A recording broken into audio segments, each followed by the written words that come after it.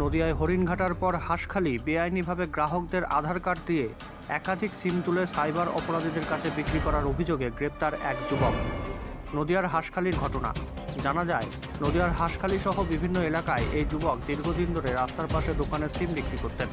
কিন্তু অভিযোগ ওঠে, এই সিম বিক্রির আড়ালে তারা গ্রাহকদের আধার কার্ড নিয়ে সেই আধার কার্ড দিয়ে একাধিক সিম তুলে দিত সাইবার অপরাধী সহ বিভিন্ন অপরাধমূলক কাজ করা ব্যক্তিদের হাতে।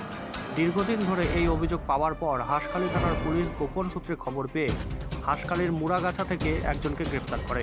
পুলিশ সূত্রে জানা গেছে, তার নাম বাজিদ বিশ্বাস, বাড়ি মিলননগর এলাকায়। আজ এই যুবককে রানাঘাট আদালতে পাঠায় পুলিশ।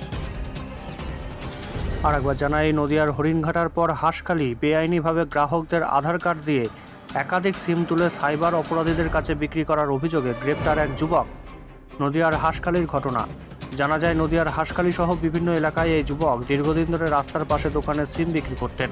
কিন্তু অভিযোগ ওঠে, এই সিম বিক্রির আড়ালে তারা গ্রাহকদের আধার কার্ড নিয়ে সেই আধার কার্ড দিয়ে একাধিক সিম তুলে দিত সাইবার অপরাধী সহ বিভিন্ন অপরাধমূলক কাজ করা ব্যক্তিদের হাতে। দীর্ঘদিন ধরে এই অভিযোগ পাওয়ার পর হাঁসখালি থানার পুলিশ গোপন সূত্রে খবর পেয়ে হাঁসখালির মুড়াগাছা থেকে একজনকে গ্রেপ্তার করে। পুলিশ সূত্রে জানা গেছে, তার নাম বাজিদ বিশ্বাস, বাড়ি মিলননগর এলাকায়। আজ এই যুবককে রানাঘাট আদালতে পাঠায় পুলিশ। কার্ড দেন, আধার কার্ডে বায়োমেট্রিক দিয়ে একটা আধার কার্ডে কটা সিম দেন? একটা কোম্পানির 3টে। আপনি কোথায় বেশি সিম কার্ড বেচেন? আমার মূলে আছে। মোটা কাছে কি দোকান আছে নিজস্ব? নিজস্ব দোকান থেকে বেচেন নাকি ডোর টু ডোর বেচেন? না, দোকান থেকে। আপনার নাম কি? বাজিদ বিশ্বাস। চলো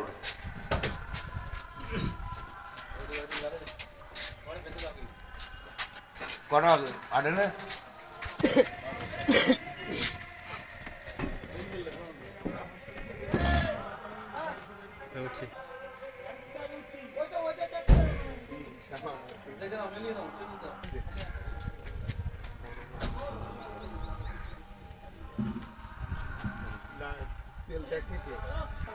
এই তো স্যার রাখছে আমার